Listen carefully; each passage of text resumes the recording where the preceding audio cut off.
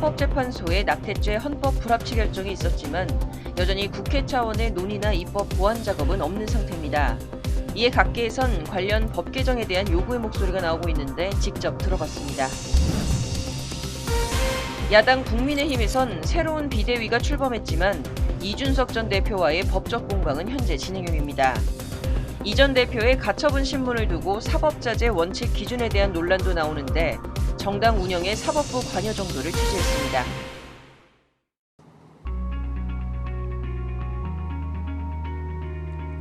시청자 여러분 안녕하십니까? 로포커스 시작하겠습니다.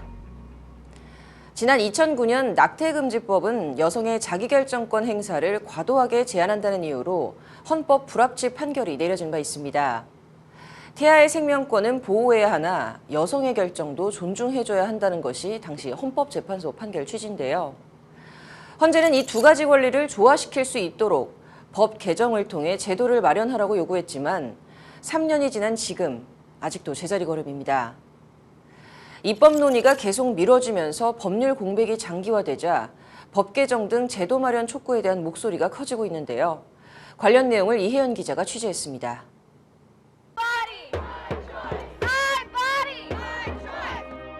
3개월 전 미국 전역에선 큰 논란이 일었습니다. 미국 연방대법원이 1973년의 로데웨이드 판결을 뒤집으면서 낙태죄를 처벌할 수 있게 됐기 때문입니다.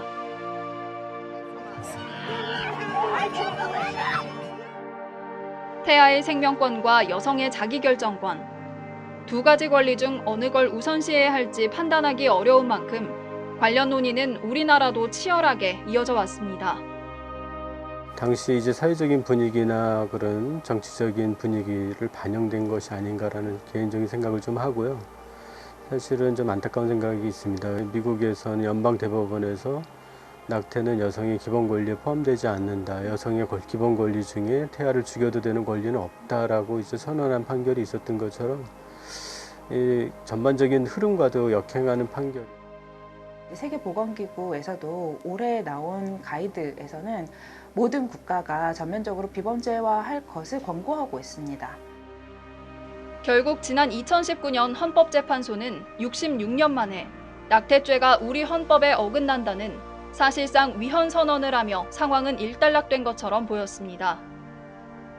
당시 헌재는 약 1년여의 시간을 두고 관계부처에 기존 낙태금지법에 대한 개선 및 보완 등도 함께 주문했습니다. 그러나 3년이 지난 지금 관련 법 개정은 물론이고 제대로 된 체계조차 만들어진 건 없습니다. 정부가 이제 지금 해야 될 일은 비범죄화 되었다는 것이 법적인 기준이라는 것을 국민들에게 확인시키고, 그리고 의료인들과 임신 중지가 필요한 사람들이 안심하고 의료 행위를 할 수 있고 진료를 받을 수 있도록 보장하는 것이겠죠. 그래야 안전하고 또 건강하게 임신 중지를 하고 이후에 이제 다시 건강을 회복할 수 있는 것인데요. 지금은 이제 그런 조치들이 이루어지고 있지 않아서. 지난 2020년 정부안에 따르면 형법 개정안은 기존 모자보건법상 허용 사유에 사회 경제적 사유를 추가하고 임신 14주 이내일 경우 본인 의사에 따라 낙태를 결정할 수 있도록 했습니다. 또한 모자보건법 개정안에는 약물 허용 등 낙태시술 선택권 확대, 임신 출산 지원기관 설치, 의료진이 신념에 따라 거부할 경우 다른 기관을 안내받을 수 있도록 하는 내용이 담겼습니다. 이외에도 정부는 건강보험 적용과 인공 임신 중절 의약품 허가 등도 시행하겠다는 방침을 내놨지만 어디까지나 법률 개정이 이뤄지고 나서의 얘기입니다. 고려대 산부인과 교수 홍순철 부소장은 산모와 아이 모두를 위해 법체계 정비가 신속하게 이뤄져야 한다고 강조했습니다. 32주 약물로 낙태한 부부 역시도 낙태죄로 처벌받지 않았어요. 오히려 아기가 살아서 태어난 다음에 영아 살해죄로 처벌받게 되는데 이제 많은 분들이 오해하는 거죠. 여기 있는 아기는 무조건 내가 낙태해도 되는 거 아닌가라는 오해를 하게 되는 겁니다. 낙태죄가 아니라 영아 살해죄로 더 큰 처벌을 받게 되는데 빨리 합리적인 수준에서의 낙태 관련 법안을 만들어야 돼. 그러나 낙태를 허용하는 법안 마련보다 기본법 차원에서 보장하는 새로운 체계를 만드는 게 시급하다는 목소리도 나옵니다.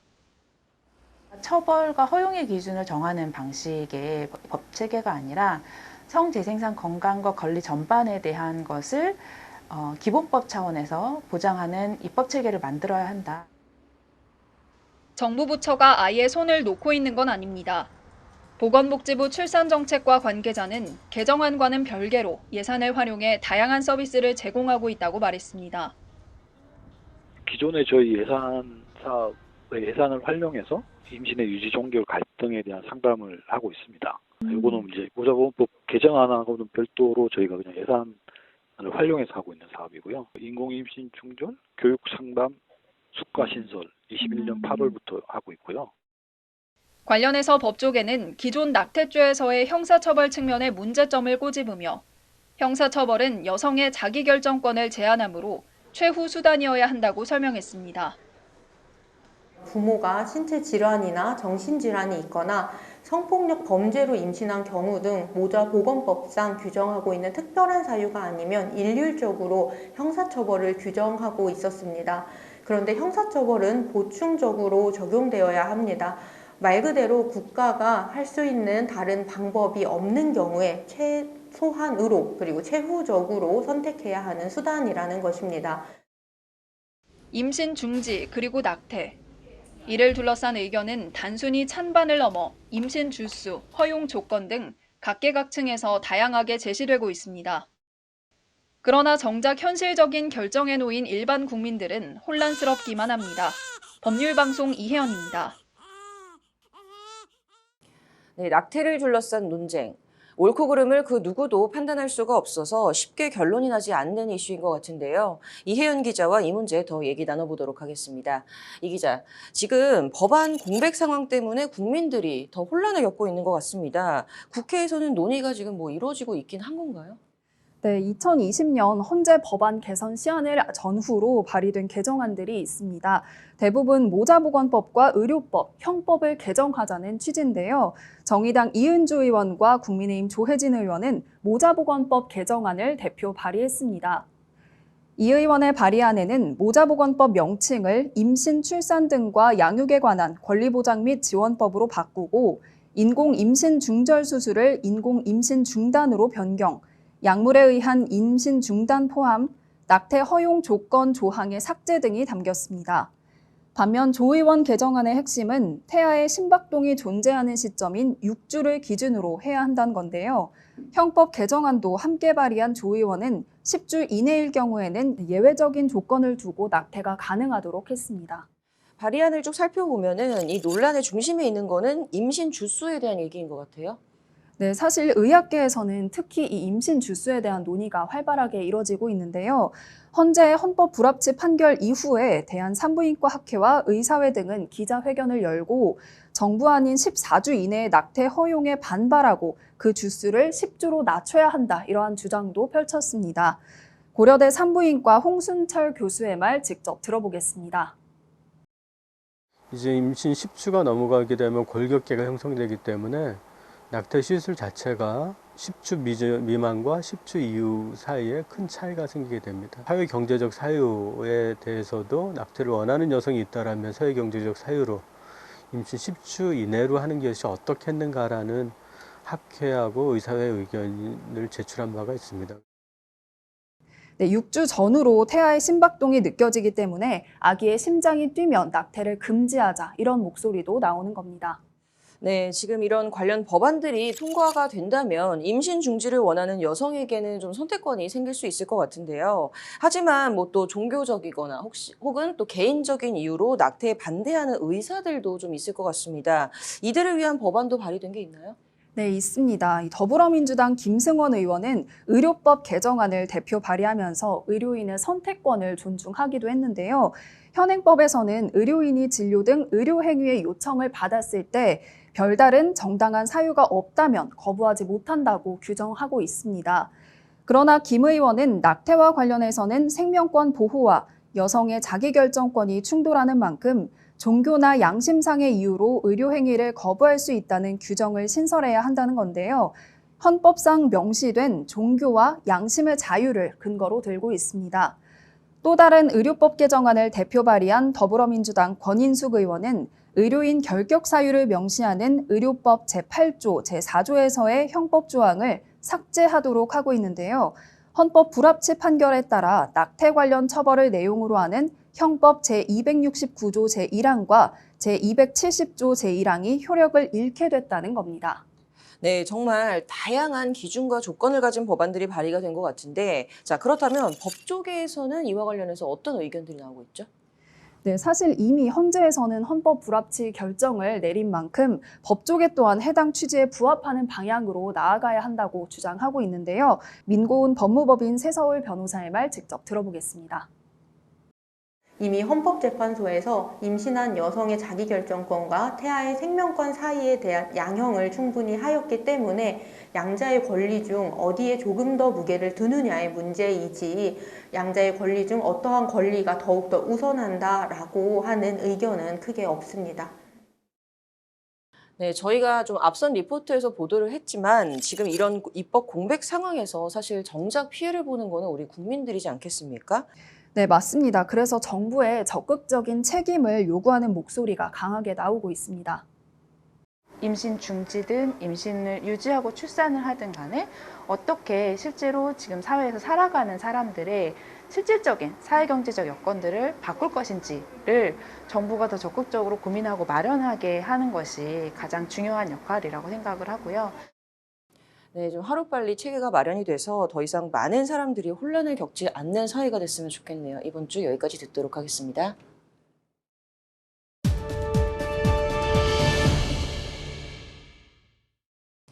저출산, 고물가, 재난 등의 위기 속에서 여당인 국민의힘은 여전히 집안 싸움에 몰두하고 있습니다.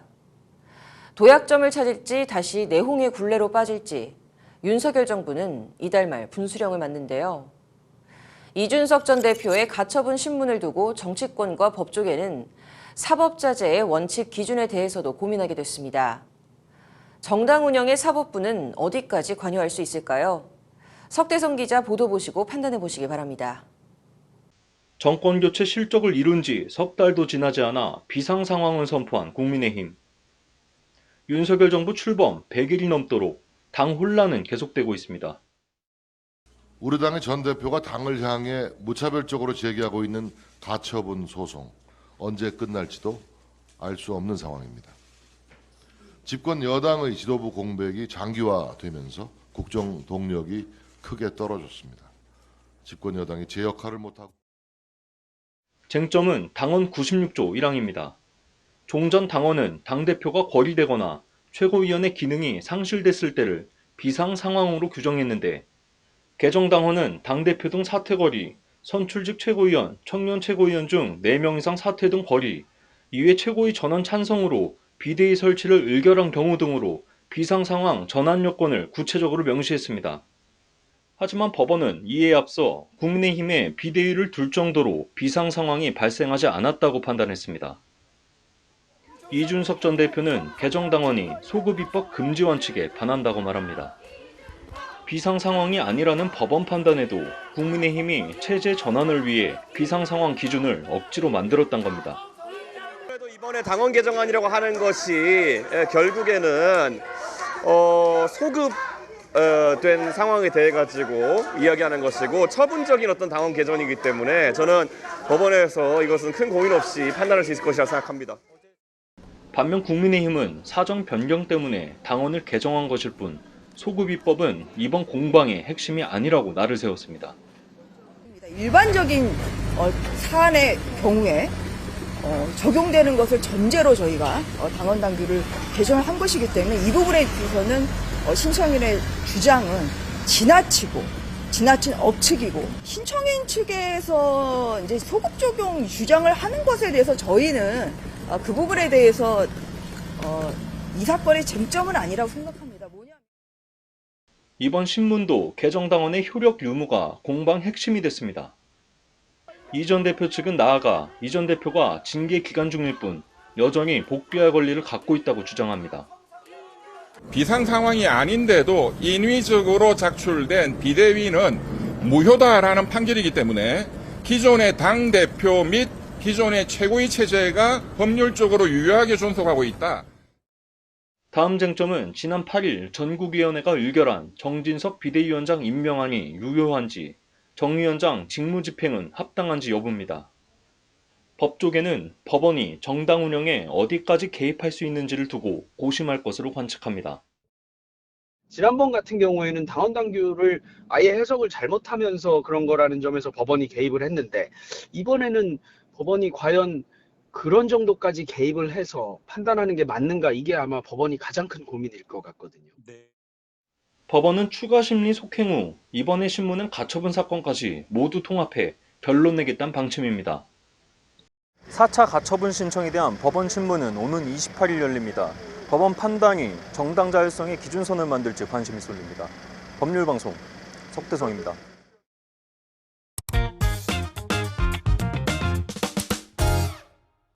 전문가가 말해주는 돈 되는 법.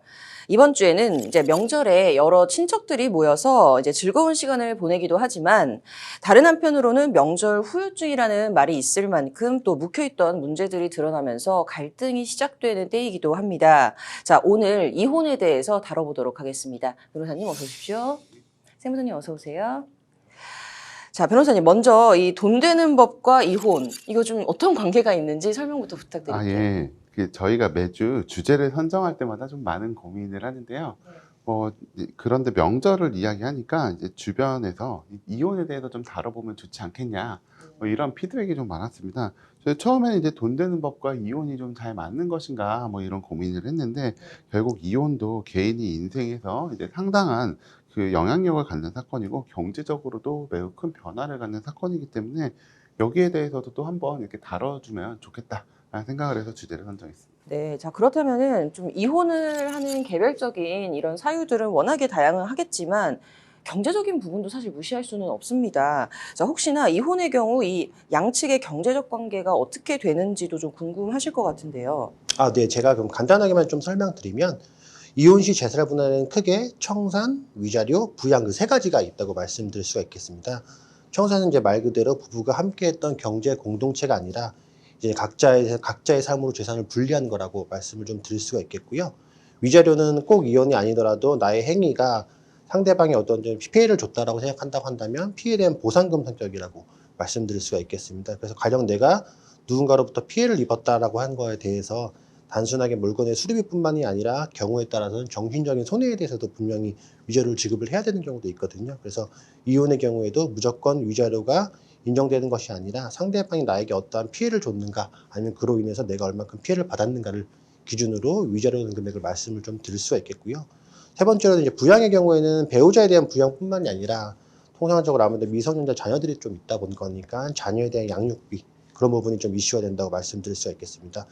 외국의 경우에는 이혼 후 배우자에 대해서 부양금을 규정하고 있는 경우도 있기 때문에 이혼을 하게 되면은 부양을 좀 받을 수 있는 경우가 많은데, 우리나라 경우에는 이혼을 한다고 하면 이혼한 배우자에 대한 부양금보다는 미성년자에 대한 부양금가 있기 때문에, 배우자에 대한 부양금가 없는 것은 국내 이혼제도가 아직도 좀 파탄주의가 아니라 유책주의로 운영되고 있는 것이 한 가지 원인이다라고 말씀드릴 수가 있겠습니다.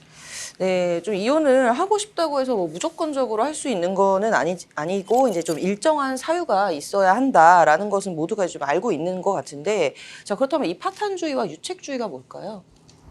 네, 먼저 이제 파탄주의와 유책주의라는 단어가 나오는 배경은 이제 협의에 의한 이혼이 아니라 재판에 의한 이혼을 전제로 나오는 이야기입니다. 파탄주의란 말 그대로 이제 혼인이 파탄에 이르게 되면 그냥 이혼을 하게 된다라는 이런 정책적 결정이 이제 파탄주의라고 하고요. 반면 유책주의는 단지 이제 혼인이 파탄되었다는 이유만으로 무조건 이혼이 되는 것이 아니라, 이제 민법 840조에 열거된 6가지 사유가 누구의 책임인가를 나눠서 그 책임이 있는 사람은 이혼을 청구할 수가 없고 책임이 없는 사람만 이혼을 청구할 수 있다라는 의미입니다. 우리나라가 이제 유책주의를 취하는 이상 결국은 이제 이혼을 하려면 이혼 소송의 그 피고가 혼인 파탄에 이르게 된 어떤 책임이 있는 유책성이 있다라는 것이 증명이 돼야 합니다. 자, 혹시나 이혼을 하게 되면은 재산, 이거 좀 굉장히 민감한 문제인데 어떻게 분배가 될까요? 아까 앞서 설명드린 것처럼 이론적으로는 위자료와 부양, 청산 세 가지가 있음에도 불구하고 실제적으로 이혼 사건이 발생을 하게 되면 중간에 조정으로 이제 끝나는 경우가 굉장히 많습니다. 조정이라는 거는 말 그대로 그냥 어떻게 그냥 너가 어느 정도 갖고 내가 어느 정도 갖고 이렇게 배분을 그냥 기준을 잡는 것 뿐이거든요. 또한 판결문 내용을 보더라도 정확하게 이 재산의 분배에 대해서 명시가 되지 않는 경우도 굉장히 많습니다. 그래서 저희가 이거를 뭐 전략이라고 말씀드리기가 좀 그러긴 한데 이런 부분들을 좀 고민해서 이런 부분들을 결정을 하셔야 되는데 예를 들면 이제 재산 분할을 할 때 예를 들면 이제 5대5로 우리가 배분을 한다라고 하지만 말씀드린 것처럼 현실적인 현재의 가치로는 5대5라고 평가할 수 있겠지만 장래에 오를 가능성, 좀 미래 가치나 잠재적인 가치를 좀 평가하셔가지고 재산 분할에서 좀 팁을 가져가시는 게 좋으실 것 같고요. 말씀드린 것처럼 명목적인 재산 가치보다는 실제로 보유했었을 때 발생할 수 있는 종합적인 수익성, 그리고 복리후생 증가, 그리고 이익적인 증여 부분에 대해서 고민을 많이 하셔서 결정하시는 게 도움이 되실 거라고 할 수 있겠습니다. 뭐 사례마다 다르지만 이제 제가 뭐 주관적으로 이제 여러 가지 업무하면서 경험한 거에 의하면 그 어떤 경우에는 뭐 최소한 뭐 3년 정도 지났더니 이제 뭐 전체 재산을 놓고 사실상 이제 분할한 것처럼 이제 뭐 판결이나 이제 조정이 계속 권고가 나오는 경우들이 있고 이제 뭐 어떤 경우에는 이제 5년 정도, 통상 이제 5년 정도 되면 이제 공동 형성 재산이 있고 그리고 이제 각자 이제 뭐 결혼 전에 가져온 재산이 있어도 결혼 전에 가져온 재산들이 상당 부분 이제 공동 형성된 재산처럼 좀 분할이 많이 되더라. 이러한 말씀을 좀 드릴 수 있을 것 같습니다. 네. 자, 끝으로 혹시나 이혼 시에 재산 분할을 받게 되면 세금이 이게 좀 발생을 할까요? 이 세금과 또 이혼의 관계도 좀 궁금한데요. 네, 그렇죠. 결국에 다시 또 세금 얘기를 드려야 되는데 결론적으로 말씀드리면 재산 분할에 의한 경우에는 세금이 따로 부과되진 않고요. 근데 위자료로 지급받았다고 한다면 세금이 부과가 되실 수도 있습니다. 말씀드린 것처럼 재산의 분할이라고 하는 거는 우리가 공동으로 모아놨던 재산에 대해서 그냥 그 소유권을 나누는 것 뿐이거든요. 그래서 예를 들면 저희가 초창기에 뭐 했던 부동산의 가치가 올라갔다 하더라도 거기에 소유권에 대해서만 절반을 나누는 거기 때문에 재산 분할 자체가 세금이 발생되는 이슈는 아닙니다. 다만 이제 위자료 지급에 대해서는 세금에 대한 게 발생이 되실 수가 있거든요. 그래서 이게 어떤 피해에 대한 보상이냐, 정신적인 피해 보상이냐에 대한 좀 이슈도 좀 있을 수가 있겠지만 어쨌든 위자료는 유상에 대한 대가로 보기 때문에 세금적인 이슈가 좀 발생하는 경우도 또 있긴 있습니다. 네, 뭐 제가 국세청에서 이제 근무한 경험에 의하면 국세청에서 이렇게 그 위장 이혼을 했을 때 어느 한쪽 배우자한테 재산을 다 몰아주는 경우가 많잖아요. 그리고 남는 사람은 이제 재산 없는 사람은 국세청으로부터 대규모 추징을 당할 뭐 이런 상태에서 보통 그렇게 하는데 이것을 그 재산을 몰아서 받은 사람으로부터 그 원래 이제 원래 그 납세를 해야 될 사람한테 재산을 되돌리는 부서가 별도로 있습니다. 그래가지고 요 부서에서는 뭐 법률상으로 이제 채권자 취소권이라고 하는데 그것만 전담으로 하는 이제 추적 징계팀이 따로 있어가지고 이제 그렇게 하셔도 이혼을 통해서 뭐 이렇게 어떻게 보면 세금을 좀 이제 피하려고 하셔도 소용이 없다. 그렇기 때문에 굳이 세금 때문에 그렇게 하실 필요는 없다라는 조언을 드립니다. 네, 자, 오늘은 좀 명절 후에 좀 좋은 얘기는 아니지만 이혼부터 세금까지 좀 관련한 얘기 좀 들어보도록 했고요. 다음 주에도 유익한 정보 가지고 찾아뵙도록 하겠습니다. 감사합니다.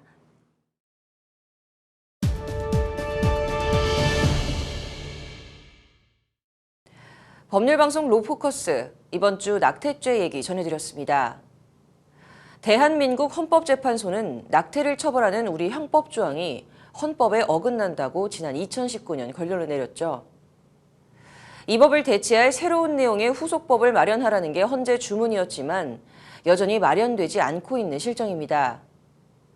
처벌할 법적인 근거도 어디까지 허용해야 하는 건지 명확한 기준도 없는 무법 상태에 놓인 낙태법. 우리 사회가 태아의 생명을 보호하는 한편 여성의 자기결정권까지 함께 보호할 수 있는 법, 그리고 제도 등을 마련하는 데 힘을 써야 할 때입니다. 수없이 반복해온 논란을 또다시 반복하지 않아야 합니다. 로포커스 여기서 마치도록 하겠습니다. 시청해주셔서 고맙습니다.